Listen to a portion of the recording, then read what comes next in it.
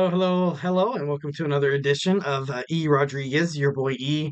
Easy E on the mic once again for the GSMC Wrestling Laureate podcast. It's a Wednesday. I hope you guys are enjoying your hump day. Hope you guys are having an amazing week. Hope you guys are, tuning in from show to show to show. We are Monday through Friday, 8 p.m. Pacific time, 11 p.m. Eastern time. I know that that Eastern slot time at 11 p.m. might be a little hard. I know a lot of you guys want to sleep and stuff like that, but just so you know, you can sleep soundly to the beautiful symphony of my vocal cords. I'm just kidding. No, just kidding. Thank you for tuning in to the GSMC Wrestling Laureate podcast brought to you by the GSMC Sports Network. We have a great show for you today. Today lined up, we have the WWE NXT review. We also have our AEW Dynamite preview, and then we're gonna our third segment. We're gonna talk about how Tony Khan talks about exactly why, and he explains why he continues to kind of talk mess about the WWE in terms of like interviews and social media platforms. So we're gonna get into that. Also. Paul Heyman looking for kind of an out, trying to find a way to get out of the bloodline. It seems like he doesn't really belong. So we're going to talk about maybe potential storylines for Paul Heyman moving forward in the WWE until Roman Reigns or maybe The Rock even come back. And lastly, we're going to have a hot seat cool beans. We're going to talk about AEW stars heading toward Double or Nothing to see if they have to do something about it. Their career, if Double or Nothing, the pay-per-view is the make it or break it. AEW President Tony Khan has stated that this is going to be one of the biggest, pay-per-views and events in AEW history. So yeah, we're gonna say, if it's cool, where like if he doesn't do too much, it's not such a big deal. Or we're gonna say, hot seat. So kind of a lot of fire under their ass, knowing that this is kind of your make it or break it time for yourself as a company and as a superstar wrestling, for your time to kind of being propelled to something different. So yeah, let's go ahead and get right on into that. But before we move any further, I want to remind you guys to use the tips and donations link at the gsmcpodcast.net. Give me your questions, statements, tell me where you're at, tell me where you're listening from. Absolutely ask me anything, guys. This is our podcast. This is a wrestling podcast. Wrestling fans, we unite every day. Monday through Friday at 8 p.m. on the GSMC Sports Network. If you're not with it, I got 3 words for you. Just give it a chance. Give it a chance. It's a pretty cool show.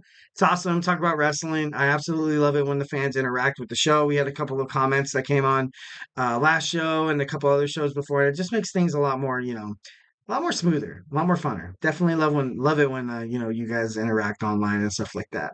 So we get a number of questions that come in from viewers like you that during the show. So to ensure that your question gets read on air for the millions of people, I ask you guys to use the tips and donations link at the gsmcpodcast.net. Give me your questions. Tell me what you like. Tell me what you don't like. Ultimately, giving to the tips and donations link, it just really helps the show, guys. Leave a positive review. It also puts your questions up on top of the list so I can see it. Again, the link is the gsmcpodcast.net. So, yeah, let's go and jump on into our first segment. We're going to talk about our WWE NXT review. It was actually pretty good in NXT. It had really good ratings, despite the fact of NBA playoff basketball. So yeah, let's go and get on into it. So tonight we had Thea Hale start off, of Chase University against Fallon Henry. Ultimately, Fallon Henry was once part of the Chase University, but I don't know. The way that she kind of turned her back on Thea Hill and Chase U kind of sucks. It kind of left Thea like all by herself because you had JC Jane and Jasmine Nix. Like ultimately, like they're coming after her. Obviously, what you kind of saw, but the match was good. I thought the match was overall really really good. Thea looked really really athletic. She looked like she's definitely ready to take the next step in her in her wrestling career. It looks like she could possibly be the face of the WWE NXT Women's Division, maybe going forward. I know there's a lot of talent, definitely a lot of talent, and now Thea Hale is not going to be in that six-pack ladder match in NXT Battleground in Las Vegas because Fallon was impressive as well. You couldn't really dispute the fact that Fallon won simply because it was because Rich Holland got Chase U and their cheering section out of the out of the arena or Bayside from the ring, and I don't believe that. I refuse to believe that because Fallon Henry, she's a talented superstar, so definitely think she deserved it. After the match, when Fallon Henry picks up the victory, you saw Jasmine Nix come out, still trying to avenge the injury from JC Jane, thinking, well, with the overall thinking that Thea Hale was the one to break her nose. And she's on a mission. She's on a mission. Once again, I kind of thought this was going to happen because Nix has that storyline that's going to push Thea Hale to like this. I don't know. I feel a hardcore match coming. I feel like this is going to be pretty badass where the girls could, kind of go ape shit on each other and like, kind of bring back that, that old school attitude era-esque of the WWE, which would be awesome, which would be pretty badass to see. So yeah, next we see Stax and Luca against Axiom and Frazier. It was kind of cool that Frazier and Axiom were like, you know what, if you want a chance at our titles, we're gonna do it right here, right now. And ultimately, they did what it took to beat the family. The D'Angelo family falls short. They had a chance. Ultimately, didn't. It was kind of crazy because Stax and Luca had I feel like I felt like they were dominating most of the match. Definitely Axiom and Frazier, mostly like kind of like petite high flyers. Technical wrestling was against like powerhouse, brute force, and just just unpredictability of the Tony D'Angelo tag team that were fighting tonight on WWE NXT. It was a good match. It was fun to watch, but ultimately, you saw Axiom and Nathan Frazier retain their championships. And I saw a move today. I saw him, I saw a move when I was analyzing the match. I saw a super kick into a brainbuster, which was absolutely like insane. I've never seen that before in my whole entire life, but I feel for it. I think it's an awesome move. I definitely think WWE should kind of incorporate more, innovative tag team, kind of mixtures, and maneuvers in terms of that. So, love Axiom, love Frazier. Definitely they deserved to, retain their championships. It would have been kind of stupid for, after the Heritage Cup, Tony D'Angelo winning against Charlie Dempsey, and all of a sudden you have the family wearing multiple gold. So I was happy that did not happen. So that was pretty cool. So next we saw Riley from Chase U in a promo confronting Rich Holland, and ultimately they're going to fight it out. They're going to fight it out in the middle of the ring, which is kind of what the ring is designed, for in terms of wrestling. Like, hey, dude, if you have a dispute, don't lollygag, don't throw shade at each other, don't like don't just, don't be that, that little, I can't say the word because, but like, you have a ring. You have a ring. You can definitely fight, fight, fight, fight, fight, fight, fight. Bam, bam, bam. You have to have the eye of the tiger constantly when you're a WWE superstar because I think Riley, I don't think he can necessarily, I don't think throwing Rich Holland out of your group right now, I don't think it's such a good idea because Rich Holland is obviously, I feel for Ridge. I really honestly do. It feels like he's trying to do the right thing. Feels like he's trying to get on the right step with one, at least an ally or something like that. And it always seems like after unfortunate circumstances, something happens and always ends up biting him in the rear end. So, going to be interested to kind of see what WWE NXT does, with Ridge Holland if they're just going to say F it, let's make this guy a heel where he like cost Chase you a chance at like the NXT World Tag Team titles. That could be a possibility ultimately, but patience. It's gonna take patience to find out what's going on. But next, we had a triple threat match. We had Joe Coffey against Wes Lee and Josh Briggs. It was a good match. It was a good match. I loved how Josh Briggs was, Bring the Fire liked it how he did the choke slam and he choke slammed Wesley on the coffee and he covered them both trying to get the pinfall, but then there was a double kick out. But I thought it was pretty cool. I love Josh Briggs. I kind of hate that, like I said before, once when Wesley came back, kind of ultimately like took that opportunity away from him. And I feel like Josh Briggs was, definitely in line. Same with Ivar for Oba Femi's NXT North American Championship. But it should be interesting now because of the turn events that happened on WWE NXT, where you saw Wes Lee and Joe Kofi basically land on Josh Briggs to cover him 1, 2, 3 at the same time. So we will have a triple threat match at WWE NXT Battleground in Las Vegas at the end at the UFC. At the UFC like that. They're I don't want to say headquarters because it sounds like I'm saying WWE headquarters. But anyways, it's going to be a great match. I think Oba Femi is ultimately going to be tested to the limits in terms of this match. Will he retain? I think, I'm like 75% thinking that he is going to. But, after recently with the, trying to predict matches, it seems like it's kind of, kind of bit me in the rear end because I don't know. I love the unpredictability. But at the same time, I really don't want Wesley to kind of move on and, reclaim the championship. Not yet, at least, at least so fast. So, yeah. So next we have next week on WWE NXT, Roxanne Perez will find out who she will face at WWE NXT Battleground in Las Vegas. I thought that was pretty cool how they kind of kept Ava on the phone, kind of keeping like a secretive superlative, like you didn't know who it was. So does that that brings up a lot of questions.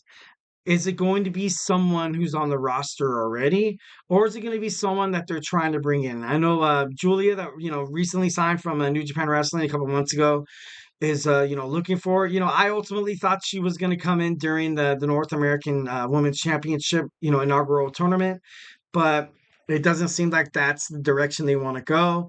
Perhaps maybe Roxanne Perez is going to fight against Julia at NXT Battleground.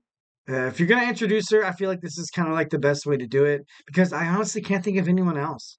I can't think of anyone else, and I know like I'm kind of looking back at like the SmackDown main card and the Raw main card, and I'm like, who would want to come down to NXT to challenge for the championship? And I honestly can't think of anybody. So it's got to be someone to surprise. It's got to be some maybe. What if Alexa Bliss challenges? That'd be pretty dope. That'd be pretty cool. But I think ultimately Alexa will debut on SmackDown or Raw. But that's a possibility. That's a possibility. So could happen. Could happen.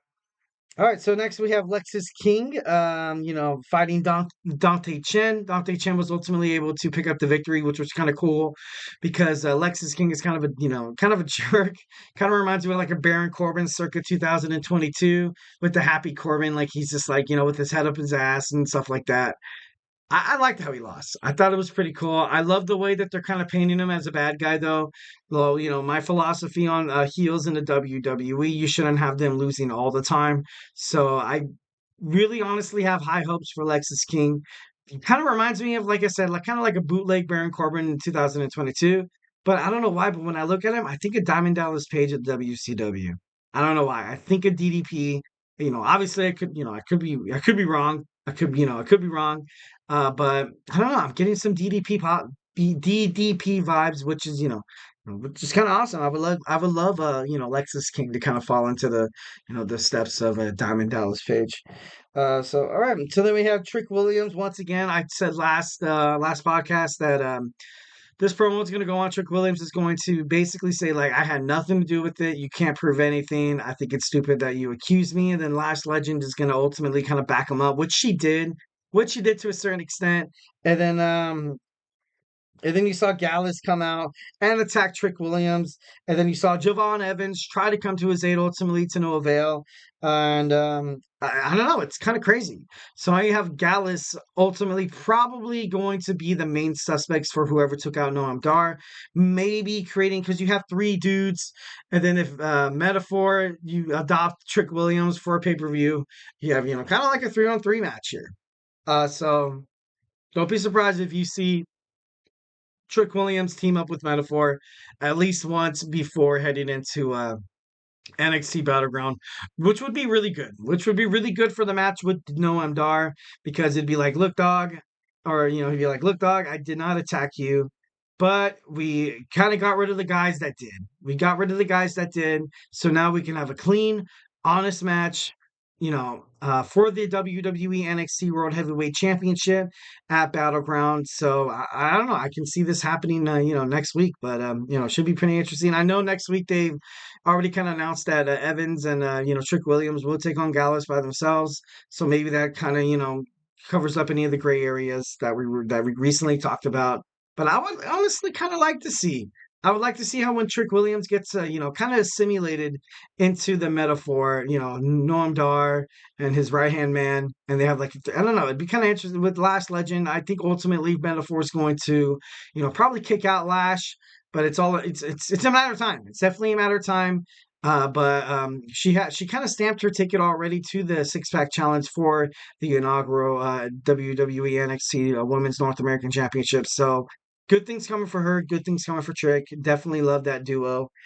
So yeah, finally we're gonna talk about real quick. We're gonna talk about Karma Petrovic and Natalia Neidhart defeats Lola Vice and Shayna Baszler. This match was good, but the main story that kind of came out was what happened after the match. After the match, Shayna Baszler was trying to pick up her teammate, and Lola Vice didn't like it. She got upset. She felt disrespected. She felt like it was Shayna's fault. And now we have a match with Shayna Baszler and Lola Vice, and a Battleground, no underground match at Battleground. So I think this is good for Shayna. I love the fact that they're trying to book her. I know, like recently on WWE Raw, you saw Sonya Deville confront, Stark and Baszler. So this could probably maybe tease uh, Sonya Deville maybe inserting herself with the tag team with Zoe Stark, because I think Shayna Baszler is probably going to stay on WWE NXT, which isn't a bad thing. Which isn't a bad thing, It's not a demotion in any way possible, any way, shape, or form. I just think it's better for her. I think she's a two-time WWE NXT Women's Champion, kind of like the first to ever do it, and now you have Roxanne Perez do it. So I don't know, and then it just it's gonna be good. I think it's gonna be a good match. It's good. I don't know where they're going to book Natalia and Carmen as of right now, but good things probably coming for the tag team at Petrovic and Neidhart. So yeah. So yeah, that was my WWE NXT review. And now we're gonna move on to our AEW Dynamite preview. So we're gonna talk about Dynamite. This is the last stop before Double or Nothing. So, but hey, stay tuned. I feel like I'm losing my mind. Is everybody in the world blind? Please, Lord, give me a sign, a sign. I feel like I'm losing my mind. Is everybody in the world blind? Please, Lord, give me a sign, a sign. I wanna be the greatest. Everybody on the fake shit. I look around and feel like everybody is the fakest. I make this every day and I'm impatient, hoping one day I blow up from the basement. Statement, the top is so vacant. I don't hear shit that I think is amazing. Waiting for my day when I'm playing sold out shows for 1,000 faces. Hey, give me that crown, get in my way and to be put down. It ain't your place, all this my town. If I want that shit, then I'll get it right now. I'm losing it, the noose it fits, some losing shit, a stupid myth. You choose to live or choose to dip, you choose to fight or lose your grip and lose a gift. I feel like I'm losing my mind. Is everybody in the world blind? Please, Lord, give me a sign, a sign. I feel like I'm losing my mind. Is everybody in the world blind? All right. Welcome back to the GSMC Wrestling Laureate podcast, brought to you by the GSMC Sports Network. Just to kind of reflect on what we talked about our WWE NXT review, and now we're going to hop into our AEW Dynamite preview. This is the last stop before Double or Nothing. This is kind of like your last chance to kind of make a name for yourself before you get into a highly anticipated match. You can see this whole time with the AEW World Heavyweight Champion Swerve Strickland getting his butt kicked day in, day out, week after week by the patriarchy. I definitely hope that Swerve Strickland needs to do something tonight on on Dynamite to kind of assert himself as the champion, because he's just been getting lowballed, man. He's been getting he's getting his ass beat. Like, it's I can't really put it into simpler terms, or I want to put it into PG. He's getting his butt kicked, so like that's PG terms. But wrestling, it's PG-13, baby. I'm just kidding, no. But anyways, but before we move on any further, I want to remind you guys to use the tips and donations link. We get a number of questions from viewers like you that come in during the show. So to ensure that your question gets read on air, I ask you guys to use the tips and donations link at the GSMCpodcast.net with your questions.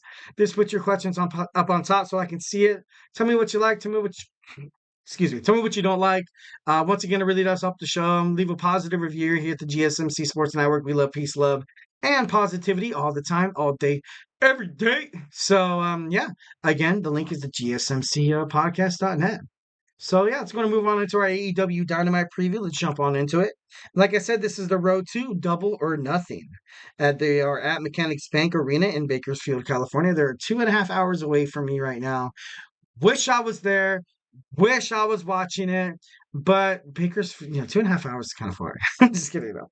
Yeah, the AEW World Champion Swerve Strickland will fight Nick Wayne tonight. Nick Wayne, I think ultimately is going to kind of feel the wrath of Swerve. Swerve is, I think he had a squash match a couple of weeks ago. So, I hate squash matches like I've kind of, talked to you guys about it before.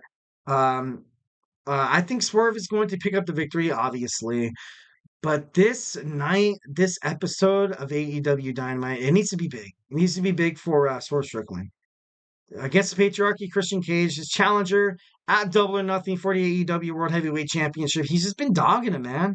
There's been no rebuttal. There's been no, backlash or he's not sticking up for himself. He's just getting his ass kicked. Obviously you thought you kind of had the Patriarchy with the Mogul Embassy, with Brian Cage backing him up, but Patriarchy, Christian Cage got to them and they turned their back on us, Swerve. And I don't know. It's going to be big. It's going to be pretty cool. Can't wait to watch it. It's airing right now live on, I believe, TBS. So, yeah. Next, we have Bryan Danielson against the 7-foot tall Santam Singh. Santam Singh is a monster. It's a monster. He's 7 feet tall, 200 and something pounds. But if anybody can do it, it's the dragon. It's the leader of the Blackpool Combat Club, Bryan Danielson. So it should be pretty awesome to see what Danielson does tonight against his match with Santam Singh. Obviously, Bryan Danielson needs to build up momentum toward Anarchy in the Arena at Double or Nothing. You have the Elite, Kazuchika Okada with the Young Bucks and, Jack Perry. I think right now, Bryan Danielson kind of needs to assert himself as like the leader. Like you have Darby Allin, that's cool. You have FTR, and then you have, yours truly, Bryan Danielson. I feel like he needs to, because the Elite they have all the power right now. They have all the power. They have all the momentum. Mostly because they're the bosses and obviously they got Patriarchy, on their side and stuff like that. To take out Swerve Strickland after Swerve Strickland said taking out Tony Khan was quote unquote a bitch move by the Elite, which is true. But it's going to be interesting to see what happens tonight. I feel like Bryan Danielson needs to kind of assert himself in that leadership role because it's not like he was never a leader. It's not like he doesn't have the potential to be the leader, but those guys are going to be looking toward you with your wrestling experience. FTR, like they're not the youngest guys, but they're not the oldest guys. Darby Allin's kind of a young dude, but Bryan Danielson's been in the business for probably longer than any of those guys. So, Bryan, you need to step up, play the hero role, kind of, got to organize your Avengers. You got to take down this Elite, this, Thanos army. So it should be interesting to kind of see. Next, we have Kyle O'Reilly against Malachi Black. Kyle O'Reilly has recently kind of been helping out Copeland. Adam Cole. It's kind of crazy how they kind of Adam Copeland. Gotta respect the Canadian boys. O'Reilly obviously has a lot of respect toward Copeland. You have the House of Black. The House of Black is just Brody King, Buddy Matthews, and now Malachi Black. They've just been having their way with poor Adam Copeland. With the TNT champion, has not really stood a chance. So I think it's important to kind of expose some of the weak sauce of the House of Black. So I want Kyle O'Reilly to win tonight, but it's going to be hard. It's going to be really, really hard. So, should be interesting. Next, we have the FTW Championship #1 contenders match, triple threat. We have Brian Keith, the Handsome Devil Hook, and Katsuyori Shibata. This is going to be a great match because I can't wait to see what Shibata and Hook. Obviously, they're friends, they're proteges. They train together, they respect each other. Definitely Taz, part of that group. I would rather kind of have to see them go head to head, but you kind of have that triple threat match for a reason with Brian Keith. It's for some strange reason, I feel like Chris Jericho is gonna find a way to kind of insert himself into the match and screw over Hook, and and maybe leaving like a match between Shibata and Hook at Double or Nothing, where you have the Chris Jericho defending his title against Brian Keith, because no matter who wins, you're kind of fighting the learning tree here. You're against Jericho and you're against Big Bill. So it's kind of like a lose-lose situation here, but of course these guys aren't thinking about it that way. They're like, you know what? I want to make it to the main stage. I want to fight for gold. It does not matter to me. I just want to go out there, prove to people that I'm not just, your average, ordinary, wrestler that you see time and time again on, Dynamite, Collision, or Rampage. So, looking forward to seeing that triple threat match for the FTW number one contenders match. IWGP champ John Moxley, his double or nothing opponent Konosuke Takashita faces Matt Sindel. I think this is kind of building up momentum for Takashita because it's right now the wild thing that is John Moxley. I feel like he's kind of over right now. He's so over with the fans, with the company. Nobody can really see him dropping his PG championship. So I can see, uh, Takashita will beat Sindel. So definitely think that's going to play into the momentum that he's hoping to shift forward heading to Double or Nothing. So yeah. The AEW Women's World Champion Tony Storm will tag team with Mariah May against the Outcast Saraya and Harley Cameron. Obviously, we kind of see these girls go back and forth in the recent couple of weeks of Dynamite, Collision, and Rampage. I'm actually excited to watch Saraya. I haven't seen Saraya wrestle in a ring since she was on the WWE. When she kind of came back as like Absolution, but she didn't really spend too much time in the ring. Still kind of nursing that career-threatening injury. So honestly, I can't wait to see that match. I can't wait to watch it. It's gonna be dope. Next, we have another preview for the TBS Championship. And I know I say another preview because they kind of went face-to-face last week. They went face-to-face last week, which ended with Mercedes Moné, with Willow Nightingale throwing Mercedes through a table. And it's just like, I don't know. It's to the point where I just, we just want to see the match. We just want to see the match. They've been buttering up Mercedes Moné since she came to AEW. She hasn't fought a single match.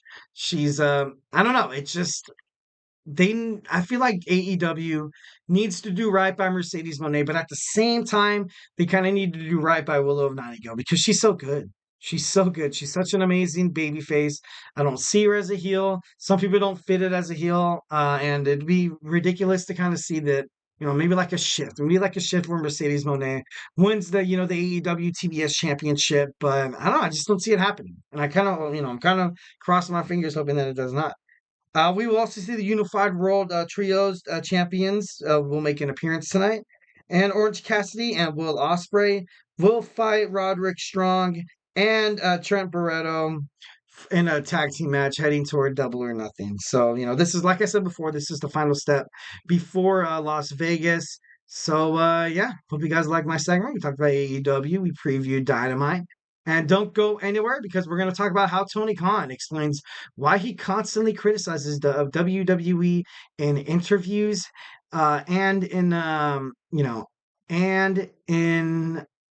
social media. So hey, don't go anywhere.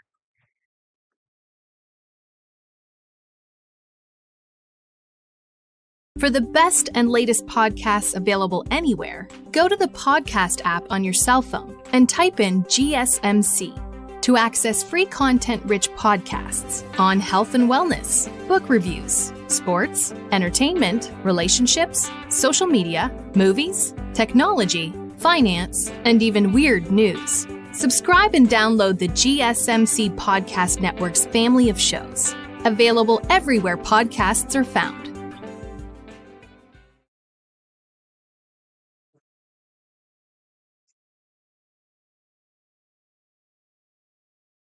All right. Welcome back to the GSMC Wrestling Laureate podcast, brought to you by the GSMC Sports Network. Just to kind of reflect on what we talked about real quick, we talked about our WWE NXT review. We talked about our AEW Dynamite preview, and we're going to move forward with our next segment. We're going to talk about why Tony Khan feels like he needs to constantly rip WWE. But before we move on any further, I want to remind you guys to use the tips and donations link at the GSMCpodcast.net. Give me your questions, comments, concerns, opinions. Just give me a shout out of where you're listening from. Absolutely anything. We'd love to kind of hear from you guys. This is our podcast just as much as it is mine. So this is just wrestling. This is what wrestling's all about, 110%. So yeah, let's go ahead and jump right on into it. So guys, we're gonna talk about how AEW president Tony Khan explains why he takes so many shots at the WWE.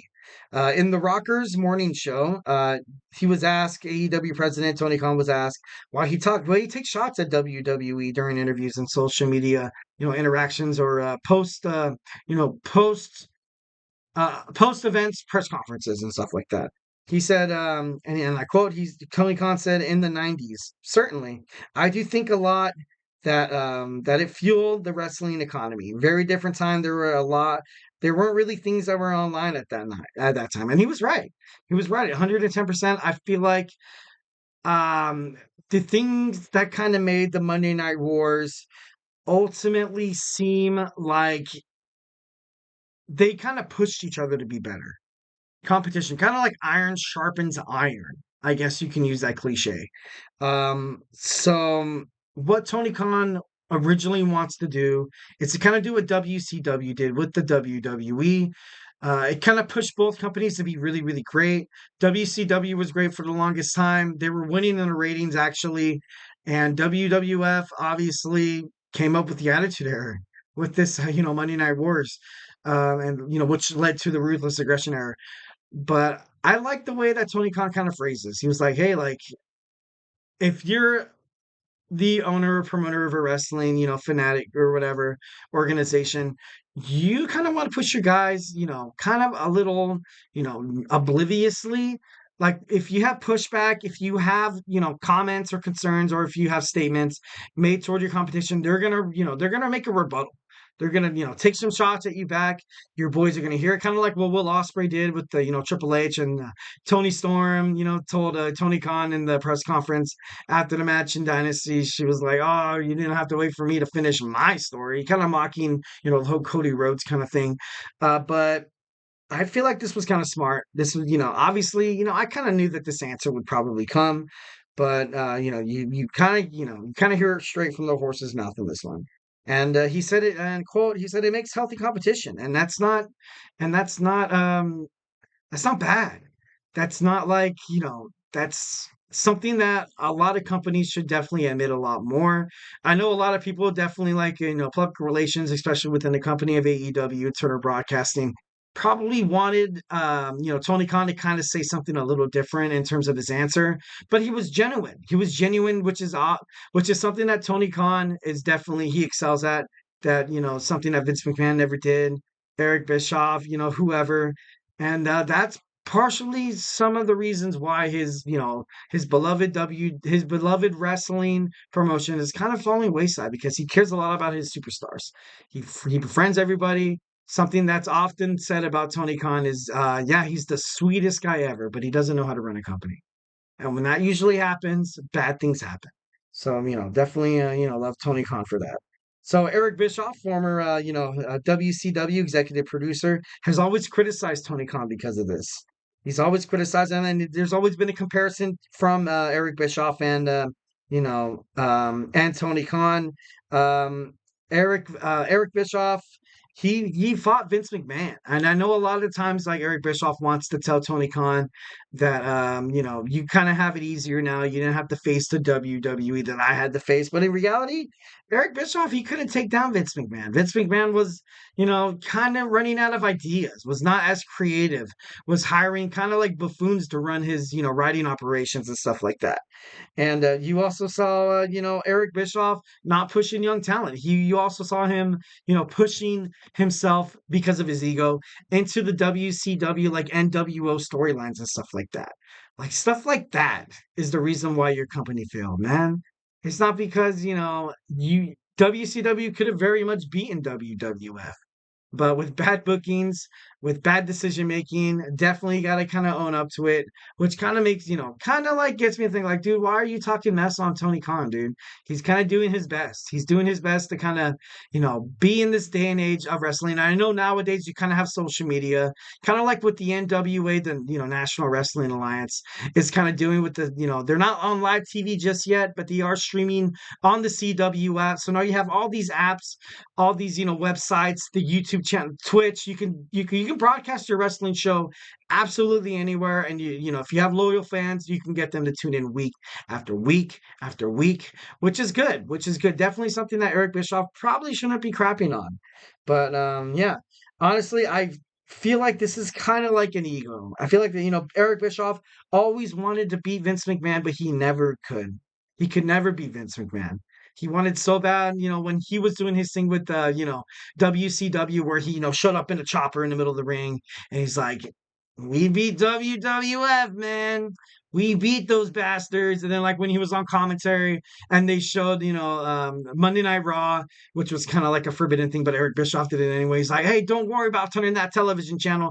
WCW will keep, hot things coming your way. You have the same boring stuff happening over at the WWF.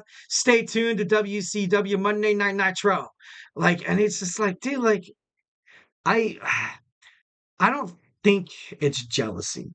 I don't want to say it's jealousy, because if Eric Bischoff probably had a lot more opportunities that social media, online references, websites, basically the world of technology and internet that he would have had back in the day.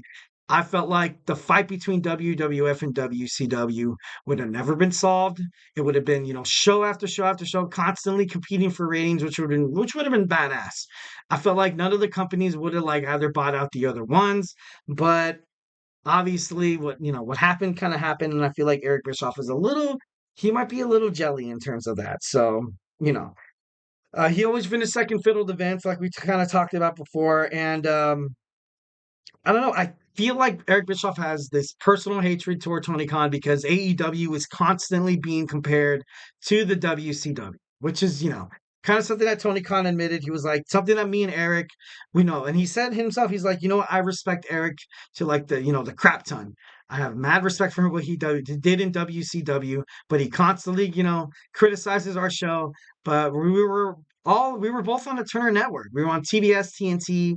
So I think Eric Bischoff at this moment, like if he's ever kind of, immersed in a sentence that considers, takes Tony Khan and Eric Bischoff in the same sentence, I think that gets to him. I think like he doesn't like that, which probably, is the reason why he constantly criticizes poor Tony Khan. But yeah, Tony Khan, and like I said, he said, and I quote, he said, "I do respect his accomplishments. He has a show, he has a podcast that is largely devoted to taking shots at us, meaning taking shots at AEW. Which is right, which is right. But this just makes you think about Eric Bischoff. Is Eric Bischoff any much more different than Vince McMahon? I don't think so. I really honestly don't think so. In an interview, he said that if the shoe was on the other foot, if WCW would have, assimilated or accumulated or bought WWF, he would have buried those guys just the way that Vince did, which was ultimately the worst decision you can possibly do. WCW during Invasion, you had a bunch of young superstars that were brushed under the rug. That superstars like Lance Storm, Buff Bagwell, Booker T had to work his ass off. You had Scott Steiner, you had DDP that they booked them, DDP as like a stalker of the Undertaker's wife, which was absolutely ridiculous. But they just threw these guys under the rug, threw them, to the meat broiler. And Eric Bischoff, like, even after seeing what WWF could have possibly done if they would have done WCW right, and he would have done the same thing. He said WCW, I would have rubbed it in their face too. Be like, yeah, we're better than your superstars. I would have put them in shit programming, bad bookings and stuff like that. Like, even after you saw what happened to WWF and kind of how the viewership kind of declined, you would honestly go ahead and have the balls to kind of go out there and be like, I would have done the same thing. That's just, I don't know. For me, I know in my opinion, I just think that's that's stupid. That's absolutely dumb. Definitely think that Tony Khan is doing the best that he can with what, in terms of the WWE. And sometimes, I would see his thoughts in WWE, and I kind of knew that what he was doing in the long run, that he was ultimately kind of like, pushing that fight with kind of like the Monday Night Wars like they did with WCW. But, ultimately, you still kind of have guys like Eric Bischoff thinking that they're the world's most smartest wrestling promoters, or like, the storyline writers. So, hey man, all power to you. All power to you. So guys, don't go anywhere. We're going to move on to Paul Heyman possibly kind of moving on from the bloodline. What would happen if he's kicked out of the bloodline? We're going to jump into it right after this. Looking for your daily fix of sports talk without having to pay for it? GSMC Sports Network is available on YouTube. Just search GSMC Sports Network. Get your fix of daily sports talk shows on YouTube, absolutely free. NFL, college football, NBA, MLB, MMA, UFC, fantasy football, and so much more. GSMC Sports Network has shows running all day long, with new sports shows starting every 2 hours. Just like on your favorite cable sports channel, except GSMC Sports Network is absolutely free. Just search GSMC Sports Network on YouTube to catch one of your new favorite shows, like the GSMC College Football Podcast, Chip Shot Football Podcast, Hoops and Heels Women's Sports Podcast, GSMC Basketball Podcast, and so many more. Check it out for yourself. GSMC Sports Network, now available on YouTube absolutely free. Search GSMC Sports Network on YouTube right now.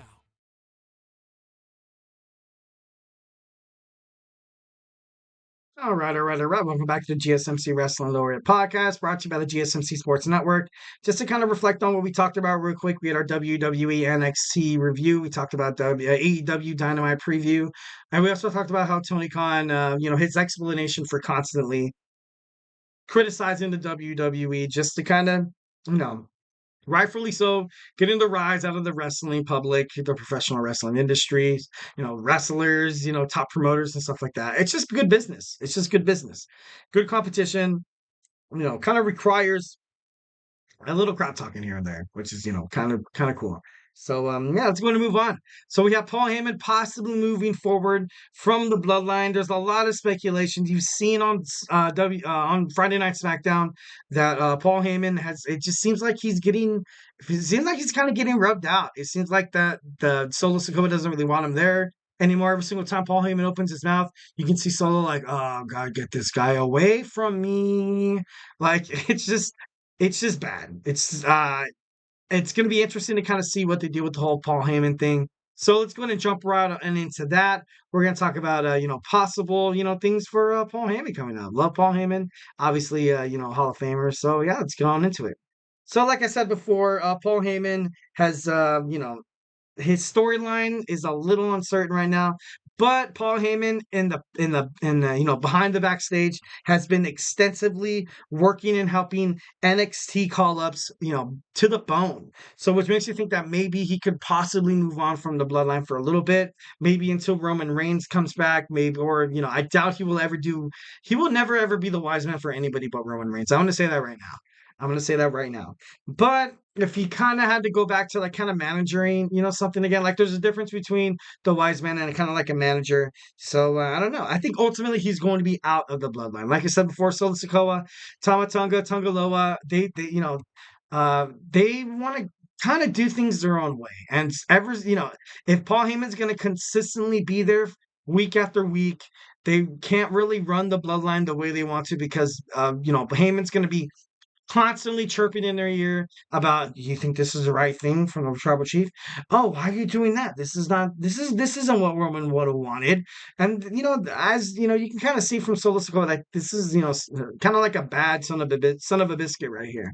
And I think ultimately it would be smart for Paul Heyman to kind of move on for the moment. Obviously, him coming back would be awesome. I thought that you would see like Jey Uso and Tama Tonga finals for the King of the Ring, and then you would see Paul Heyman screw over Tama Tonga to kind of hop on the Jey side, but that didn't work out. You had Gunther moving on, so it's gonna be interesting to find out what happens on Friday Night SmackDown.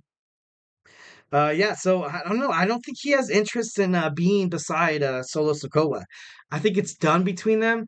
I think that he never really wanted to become the wise man for him, anyways. So Paul Heyman is looking for a way out right now, and there's so many ways you can do it.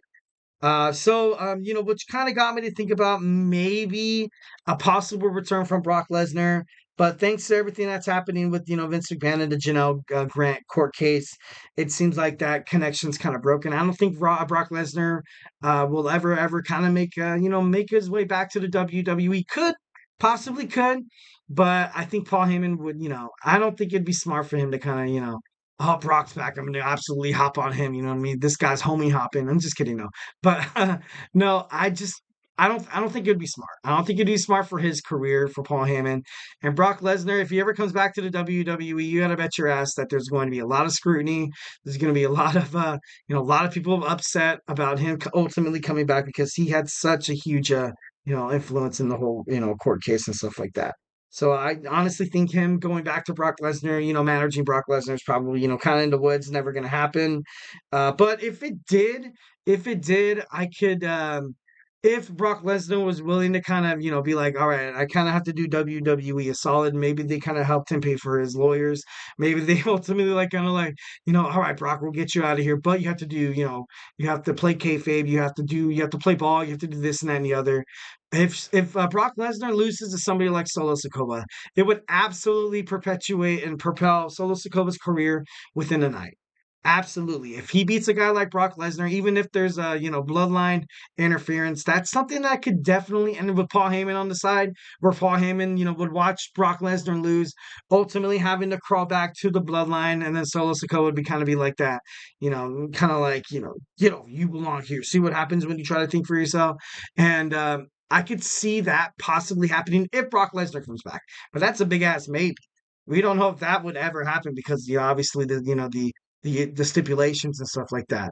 So, I think that'd be good for Solo Sikoa's career to get a win over Brock Lesnar. But this is, a huge, huge, huge speculation. This storyline, this plot, this idea of Solo beating Lesnar probably has a 0.3% chance of actually kind of making it to the world of life that we have here. So, yeah. And I don't know, it's kind of crazy because what if he goes to Jay? If he goes to Jay Uso, obviously you kind of saw Paul Heyman have a lot of faith in Jay, kind of, with the whole Sami Zayn thing and Sami Zayn trying to get kicked out. Paul Heyman was ultimately one of the huge culprits of trying to get Sami Zayn to get out. But I don't know. I feel like if Paul Heyman goes with Jay Uso, it would create kind of this wedge that maybe this eventual storyline between the Civil War between the Bloodline that's going to actually surface, probably at the end of the year, maybe before WrestleMania or even next year. Which would be absolutely pretty crazy, but it's a possibility. But I don't know. It's going to be interesting to kind of see what Paul Heyman does, as a kind of like a chess piece, So I don't know. And like I said before, I feel like Paul Heyman will have to leave the Bloodline because whenever you bring up Roman Reigns' name, it's so relatable to the storyline that's being published on each and every episode of WWF SmackDown or even WWE Raw. When you bring up Roman Reigns' name and you have Paul Heyman attached to it, it's kind of bad news for the young bloodline. This is why I feel like ultimately the young bloodline, Solo Sikoa, will find a way to kind of kick Paul Heyman out. I don't know if they're going to kick his ass or anything like that, but yeah. And just kind of, this might be a little way off tangent, but this is a possibility. Um, I have never ever seen Paul Heyman manage a women's wrestler. Imagine if he asserts himself in the women's division, if he's like a manager, if he's the advocate for someone like, Blair Davenport or, Roxanne Perez or Nia Jax or Tamina, Nia and Tamina, technically part of the bloodline, not part of the bloodline, whatever. But it'd be interesting to see that. Or what if Alexa Bliss comes back and she needs some good manager, experience and stuff like that. And Paul Heyman will be there. I think that would be pretty interesting to I would honestly love to see him go into the women's division. He's never really represented a woman in his whole entire career. He's represented guys like The Undertaker, obviously Brock Lesnar, and so on and so forth, Roman Reigns. So I don't know, it'd be kind of interesting to kind of see, like just just kind of like a difference, just something that's absolutely unpredictable. Definitely something that the WWE universe would have never thought of, or even like even pictured inside their brain. So definitely would have been awesome. So those are my opinions of where Paul Heyman, his other options besides staying on the bloodline. Well, guys, don't go anywhere. We have approximately like 5 minutes. Let's go ahead and kill this show with hot seat, or cool beans. We're gonna go through some AEW superstars fighting at Double or Nothing, and we're gonna talk about if if the seat under them's hot, where they have to go out and prove themselves in this pay per view, or if it's cool. If it's cool, like basically where you at right now, it's probably the best for the business. So you're not gonna have too much pressure on you. So stay tuned for this hot seat and cool beans, the AEW Double or Nothing edition. So hey, don't go anywhere.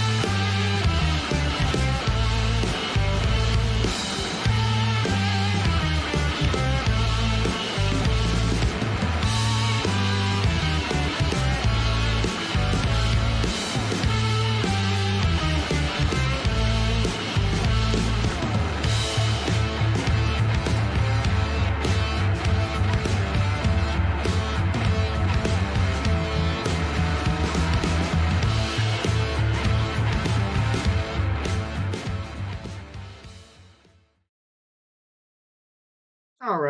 Welcome back to the GSMC Wrestling Laureate podcast, brought to you by the GSMC Sports Network. Just to kind of reflect on what we talked about WWE NXT.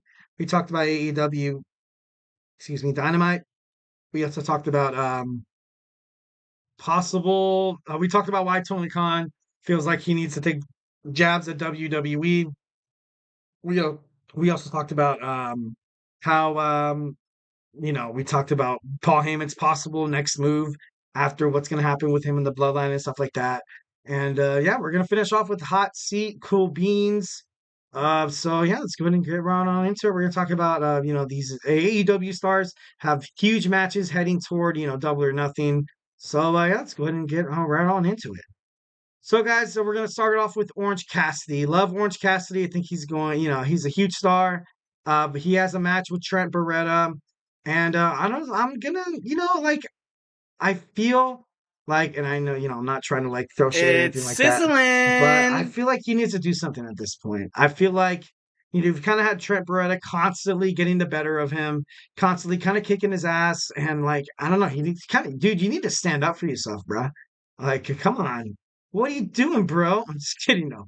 But I'm not trying to, like I said, I'm not trying to throw shade or anything like that. So, I think it's, kind of sizzling for him. All right. Next, we have Konosuke Takashita. He's going to be against, the Wild Thing. And, I'm going to keep it real here. You're not going to see Jon Moxley really lose his championship. So I really don't really have much pressure on him. I just hope that it's going to be a good match. I think it's going to be a great match. So, something that I'm not really, worried about per se. But I don't know. I feel like he doesn't really have as much pressure as people often kind of think that he probably does. So moving forward, we have Jon Moxley, and kind of reflecting on what we talked about before. I feel like he doesn't really have a light, under his butt, telling me like, dude, like you need to do better. Like you're the IWGP PG champion, dude. You're kicking ass. You're doing the best you can. And Dean Ambrose, my man Jon Moxley. He's international, definitely one of the best wrestlers in the world. So, Next, we have House of Black. House of Black, you know what? After everything, after all the hell you've been kind of putting Edge through, I feel like it's, I don't know, I feel like it's hot.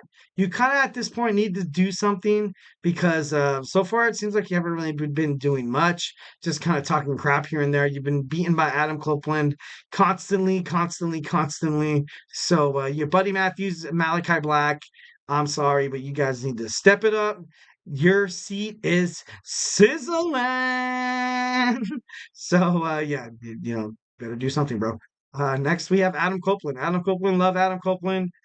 He's the TNT AEW champion, and I know a lot of you guys will probably It's disagree with me on this, sizzling. but I think his seat's hot. I think his seat's hot. Like if you want to kind of nip this problem with House of Black in the butt, you kind of have to.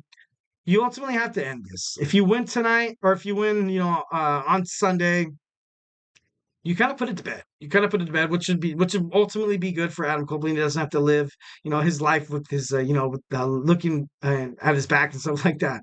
That's hell, dude. That sucks. So, definitely think Adam Copeland needs to kind of, nip this in the butt, win at AEW Double or Nothing. So, yeah. All right, we have Roderick Strong. Roderick Strong, the AEW the AEW International Champion. Obviously, he's gonna fight Will Ospreay. So honestly, I'm gonna say it's It's sizzling here, dude. You have somebody sizzling. like the best wrestler in the independent circuit in the world, and Will Ospreay coming into your house, bro. He's coming into your house to try to take your stuff. So you have a firelight under your butt, bro. You have to win. You have to prove that you're not just you're not just a pretty face. You have to prove that you can win without without the undisputed kingdom. And so far, like how it was in the WWE with Roderick Strong and Bobby Fish, they really honestly can't win without a little outside interference. So I think it's sizzling.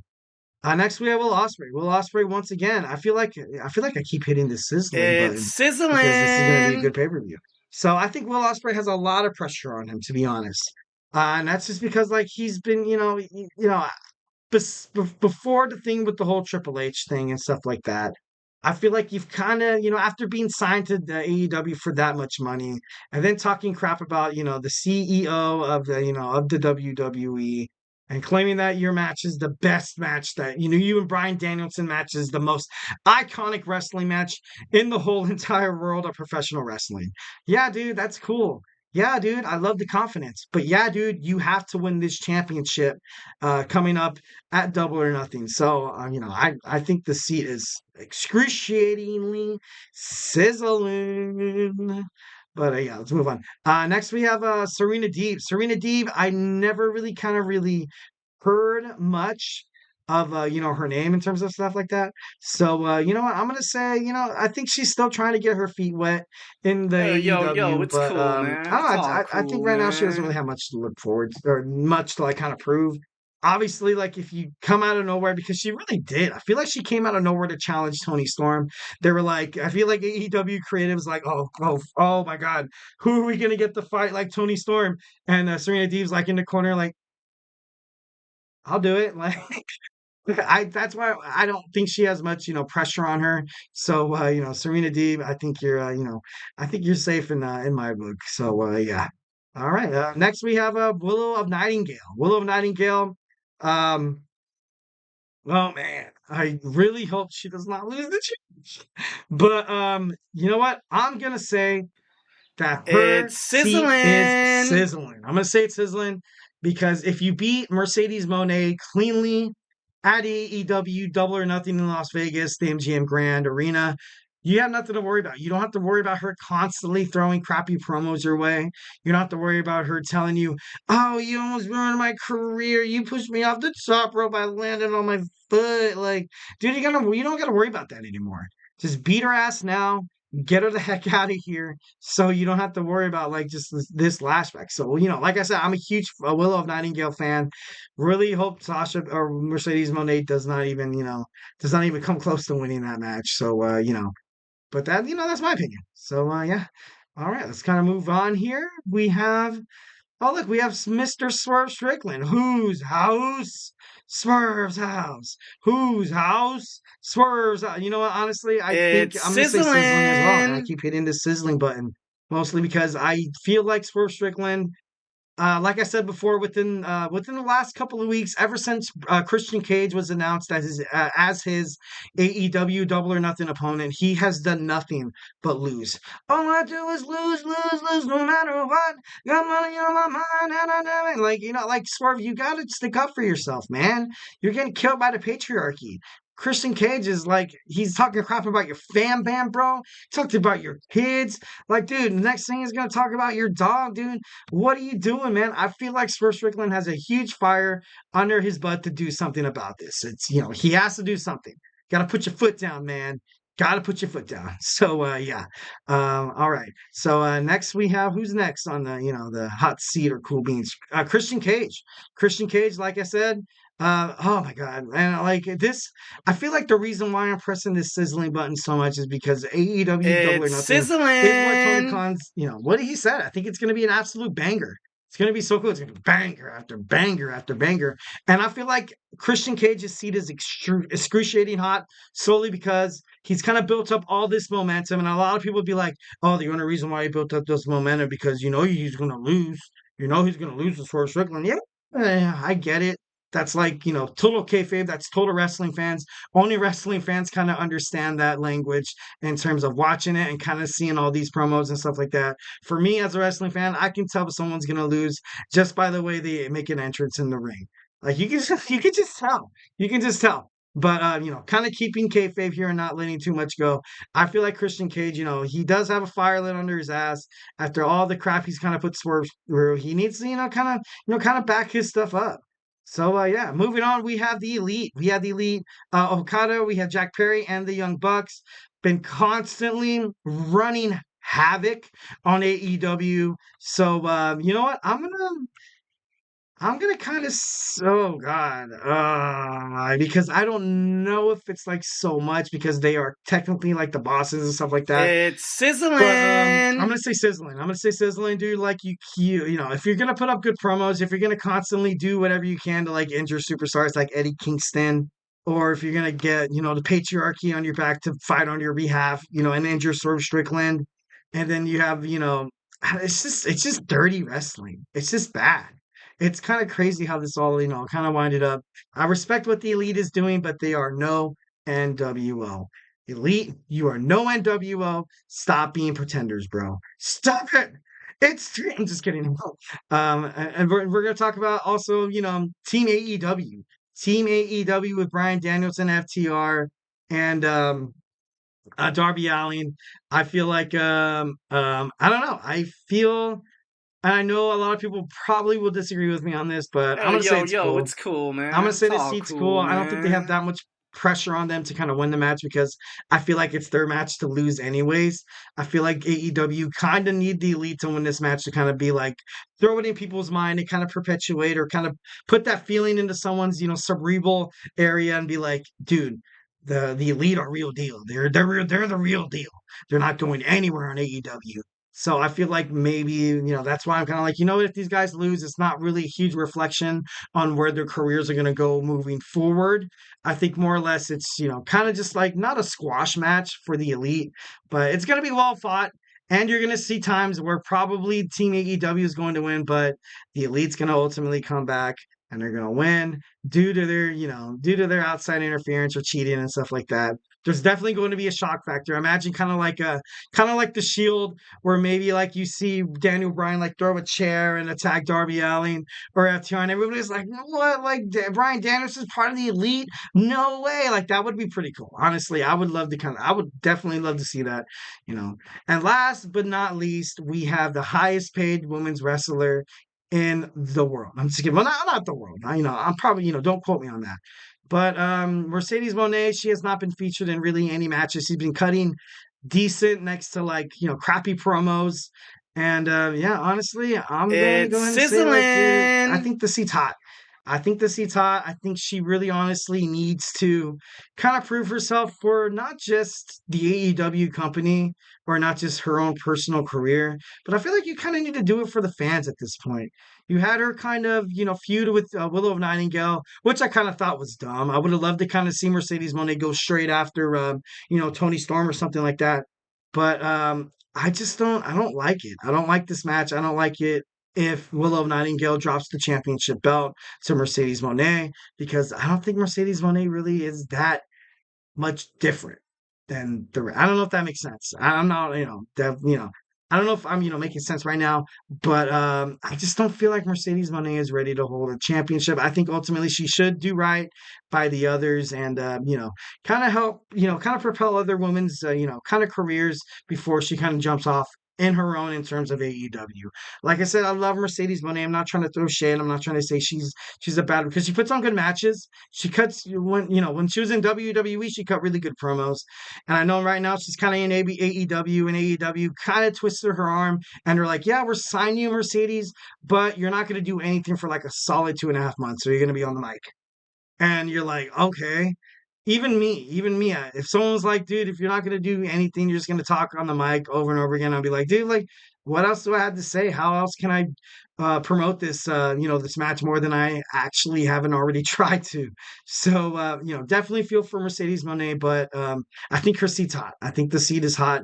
Definitely need to, definitely do something. Put on I just want a good match. I just want a good match between her and Willow. I don't want any title changes happening. No title changes at all, or we will riot. I'm just kidding. No, I'm just kidding. Anyways, so hope you guys liked my show. That's the end of it. Thank you guys for tuning into the GSMC Wrestling Laureate podcast, brought to you by the GSMC Sports Network. Your support means a lot to us, so please, please, please remember to Superman punch that like and subscribe button and leave a positive review for the show, guys. Honestly, a little peace, love, and positivity does the GSMC Sports Network really good. So, definitely do that. It really does make a difference. And we also invite you guys to follow us on Twitter, /X, Facebook, TikTok, and Instagram for more content and updates. And like I said, if you haven't made you a wrestling fan by now, remember we have a basketball podcast with Nelson, football with Kenneth. We have now we have a sports, fantasy podcast with my boy Christopher. We have Hoops and Heels with Samantha, your one-stop shop for women's sports, everything the Olympics, basketball, yada, yada, yada. It's all there. It's all there. And it is absolutely 110% free. So, don't be afraid to check it out. Check out the Andrew Tate Show. Check out Manny and Jeremy and TJ with sports. Don't be afraid to be part of this GSMC Sports, family bloodline. So, guys, hope you guys have a good and amazing Wednesday night. I hope you enjoy your Thursday. But most importantly, remember that I love you. Have a good night, and I'll see you tomorrow.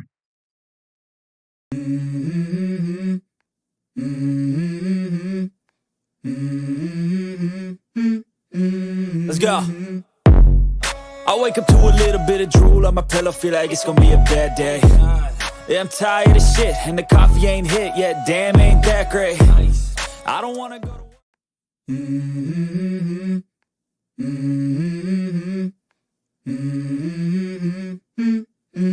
Let's go. I wake up to a little bit of drool on my pillow, feel like it's gonna be a bad day.